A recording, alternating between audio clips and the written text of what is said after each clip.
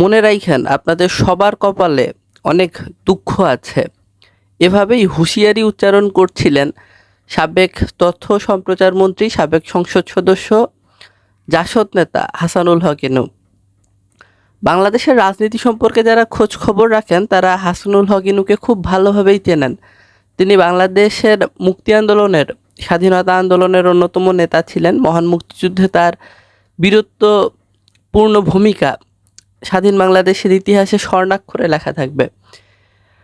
জাতীয় সমাজতান্ত্রিক দল জাসদের সভাপতি হিসেবে তিনি দায়িত্ব পালন করছেন। আওয়ামী লীগের সঙ্গে জাসদের রাজনৈতিক সমঝোতা হয়েছিল এবং 14 দলীয় জোট গঠন হয়েছিল। 14 দলীয় জোট থেকে তিনি সংসদ সদস্য হয়েছিলেন, 3 বারের এমপি, পূর্ণ মন্ত্রী হিসেবে দায়িত্ব পালন করেছেন। শেখ হাসিনার অত্যন্ত কাছের মানুষ ছিলেন। জুলাই আন্দোলনে হাসানুল হক ইনু, শেখ হাসিনা দুই নেতাই সলা পরামর্শ করতেন কিভাবে পরিস্থিতির উত্তরণ ঘটানো যায়, কিভাবে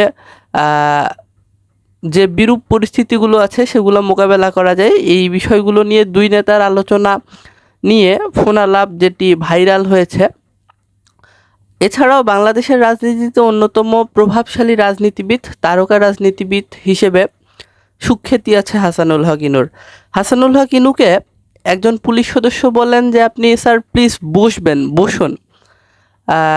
প্রিজন ভ্যানে বসার জন্য আহ্বান জানান। উনি বলেন জি না, আমি দাঁড়িয়ে থাকব। এরপরে পুলিশ সদস্যটি আইনি ব্যাখ্যা দেন যে আইনে বলা আছে বসার জন্য।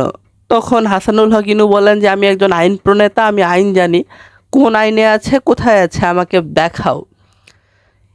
এরপরে বাকবিতণ্ডা হয়। এক পর্যায়ে হুঁশিয়ারি উচ্চারণ করেন, আপনাদের সকলের কপালে দুঃখ আছে, কপাল খারাপ আছে।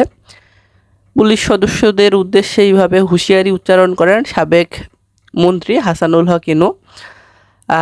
এই বিষয়টির ব্যাপারে কথা বলেছেন ঢাকা মহানগর দায়রা জজ আদালতের পাবলিক প্রসিকিউটর ওমর ফারুকি। তিনি বলেন, যেহেতু শেখ হাসিনার মামলার রায় ঘোষণার তারিখ নির্ধারণ হয়ে গেছে, খুব শীঘ্রই শেখ হাসিনার মামলার রায় ঘোষণা হবে এবং অন্যান্য রায়গুলোও অতি শীঘ্রই ঘোষণা হবে এবং আশা করা যাচ্ছে এই সকল রায়ে কঠোর শাস্তি বা সুপ্রিম ক্যাপিটাল পানিশমেন্ট হওয়ার একটা সম্ভাবনা আছে। এই কারণে সম্ভবত যারা কারান্তরীণ আছেন, যাদের মামলা আদালতে বিচারাধীন আছেন, তাদের মাথা খারাপ হয়ে গেছে, তারা আতঙ্কিত, ভীত সন্ত্রস্ত হয়ে অসংলগ্ন কথাবার্তা বলতেছেন, অনিয়ন্ত্রিত আচরণ করতেছেন, এমনটি মনে করেন পাবলিক প্রসিকিউটর।